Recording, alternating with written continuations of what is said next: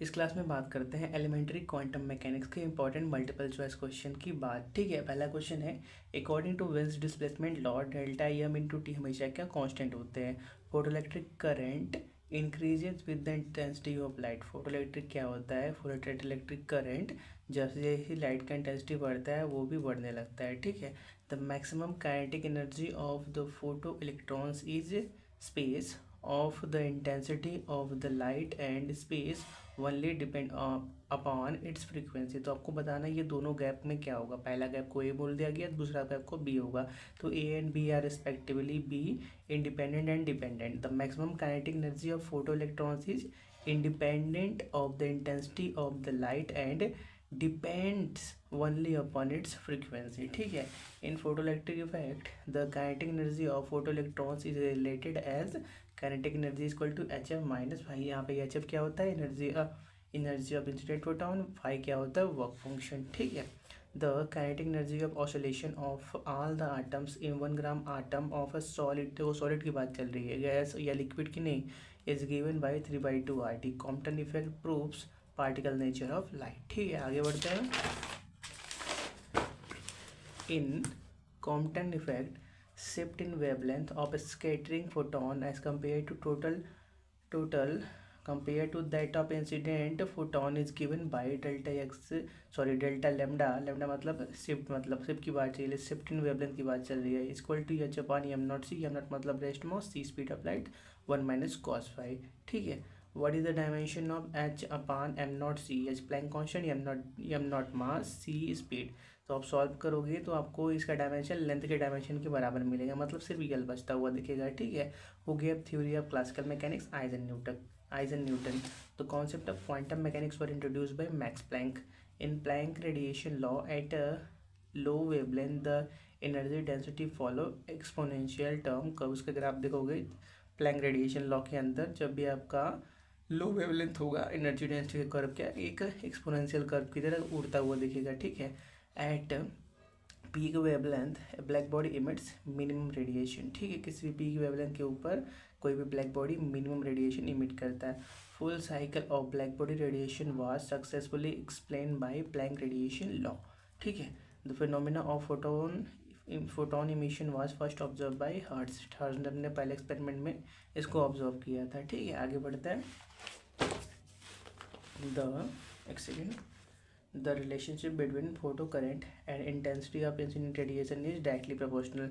जैसे जैसे आपका इंटेंसिटी ऑफ लाइट बढ़ेगा, नंबर ऑफ फोटो इलेक्ट्रॉन्स बढ़ते रहेंगे। ठीक है, on increasing the applied potential difference the photo current increases. ठीक है, if the negative potential is applied to anode with respect to cathode then the photoelectrons start to decreases। ठीक है, there is no time lag between the incident of light and emission of photoelectron। मतलब कि कोई भी metal surface है उसके ऊपर light गिर रही है और इसके अंदर से इलेक्ट्रॉन निकल रहे हैं, इन दोनों प्रोसेस में लाइट गिरना और इलेक्ट्रॉन का निकलने में कोई टाइम का गैप नहीं होता। टाइम लैग मतलब टाइम का गैप नहीं होता, ये बात सही है, ट्रू है। In Compton effect the difference in wavelength of radiation depend upon the angle of scattering, ये बात भी सही है। Compton effect is basically the result of collision between electron and photon. Compton effect क्या है? इलेक्ट्रॉन और photon के बीच collision का एक रिजल्ट है। In Compton effect theta is known as recoil angle. Theta क्या है? रिकॉइल एंगल के नाम से जाना जाता है। ठीक है, आगे बढ़ता है।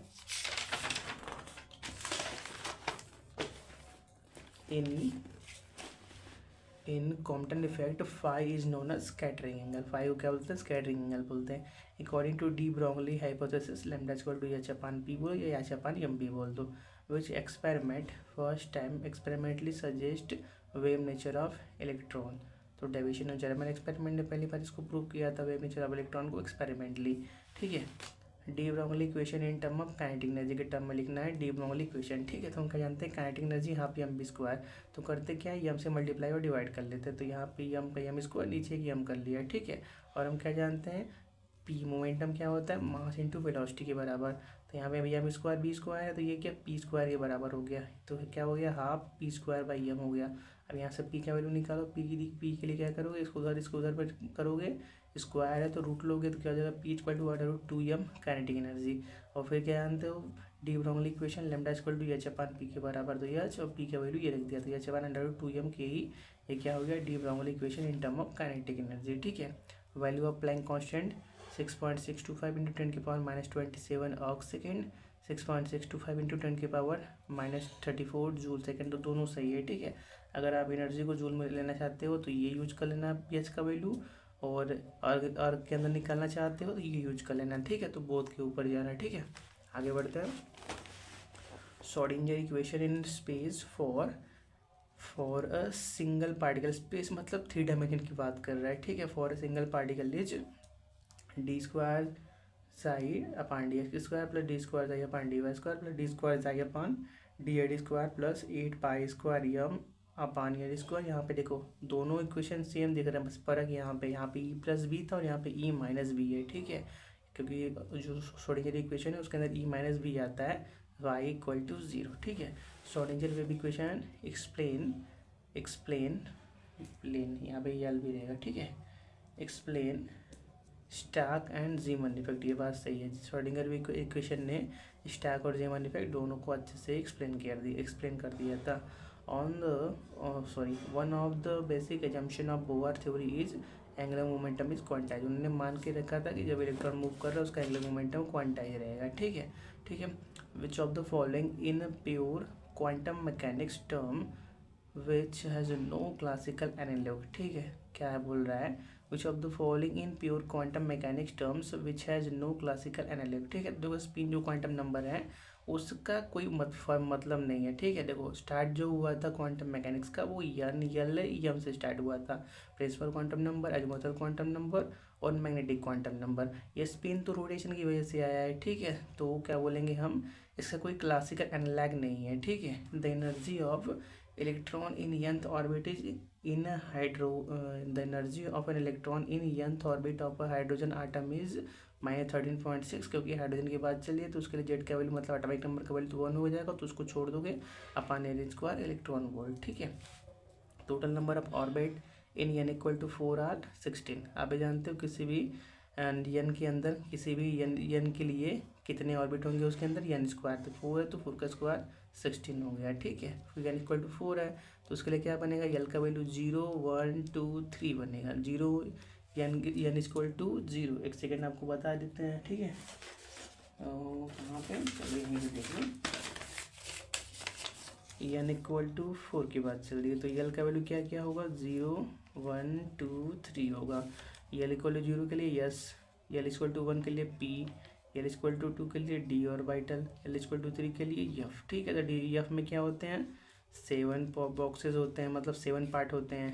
ठीक है, 1 2 3 4 5 6 7, और डी है, डी में क्या होंगे, 5 होंगे, 1 2 3 4 5, पी में क्या होंगे, 3 होंगे, 1 2 3, और यस में 1 ही होगा, तो 1 3 4 5 9 7 16, तो 16 आ भी गया।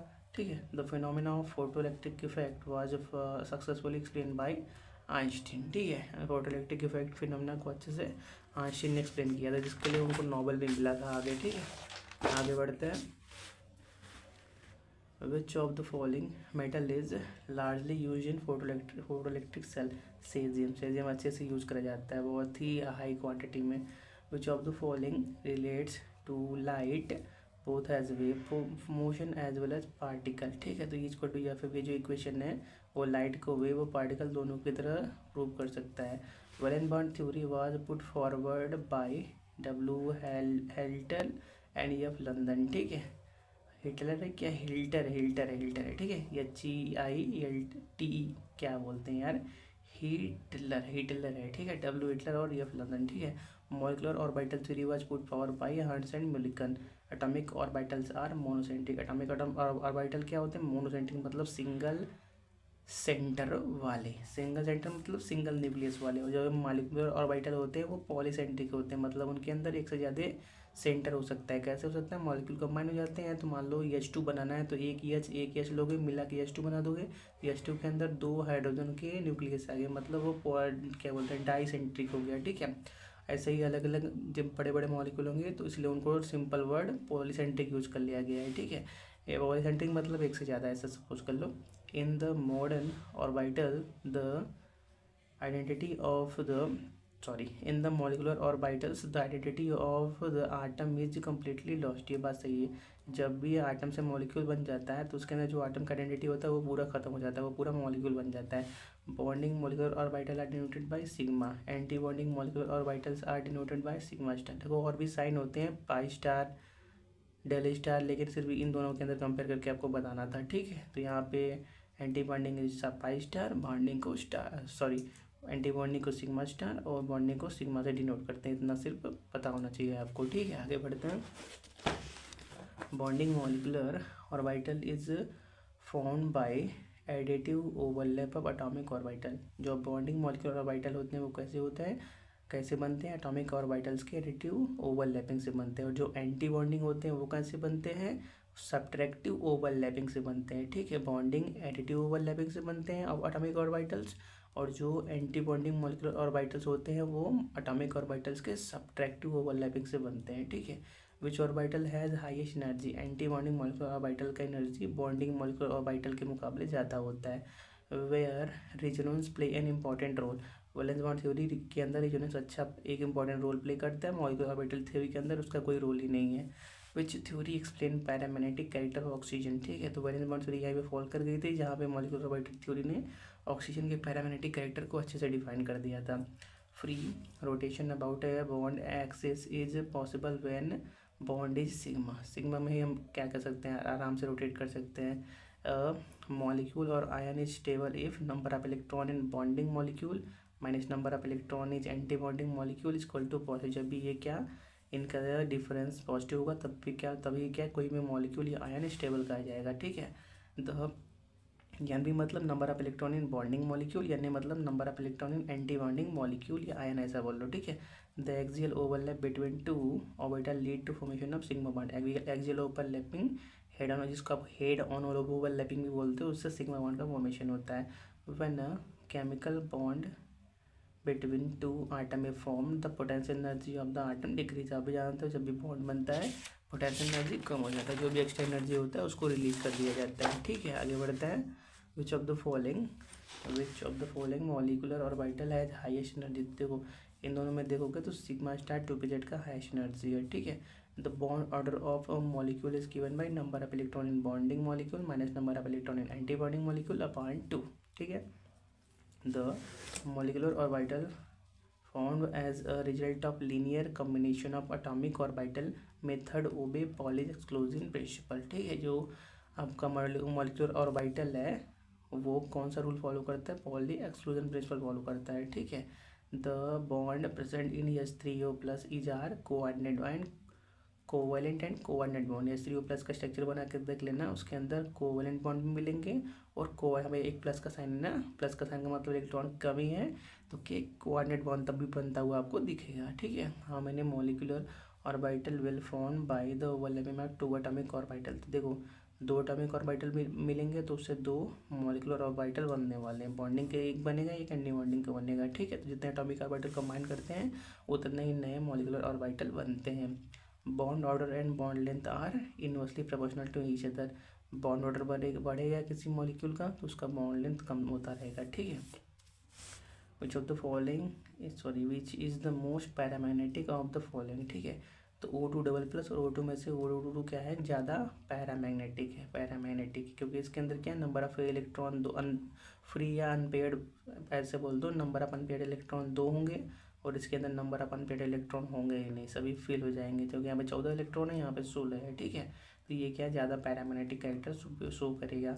पैरामैग्नेटिक कैरेक्टर कैसे पता चलता है, नंबर ऑफ फ्री इलेक्ट्रॉन से, ठीक है। तो इसके बाद 2 फ्री इलेक्ट्रॉन है, इसके बाद एक भी नहीं था। The bond order of C2 molecule, देखो C2 मतलब क्या, 12 इलेक्ट्रॉन, एक कार्बन में चाहिए दूसरे कार्बन में चाहिए 12 इलेक्ट्रॉन। 14 किसी भी मॉलिक्यूल या आयन के अंदर अगर नंबर ऑफ इलेक्ट्रॉन 14 होते हैं तो उसका बॉन्ड ऑर्डर कितना होता है, 3 होता है। और फिर क्या करो, 14 से ऊपर जाना है 15 16 17 इलेक्ट्रॉन के लिए, या 14 से कम आना है 13 12 11 इलेक्ट्रॉन के लिए, तो बस क्या करो 0.5 कम करते जाओ। जैसे 14 के लिए 3 हो गया, 13 के लिए 0.5 कम करो, क्या हो गया 2.5। तो जिसकी ऐसा कोई आयन या कंपाउंड जिसके अंदर 13 इलेक्ट्रॉन होंगे उसका बॉन्ड ऑर्डर 2.5 होगा। अब क्या 12 के लिए चेक करना है, क्योंकि इसके अंदर 12 इलेक्ट्रॉन है, तो 0.5 और कम करो तो कितना मिल गया, 2 मिल गया। तो C2 मॉलिक्यूल का बॉन्ड ऑर्डर कितना हो गया, 2 हो गया, ठीक है। आगे बढ़ते हैं।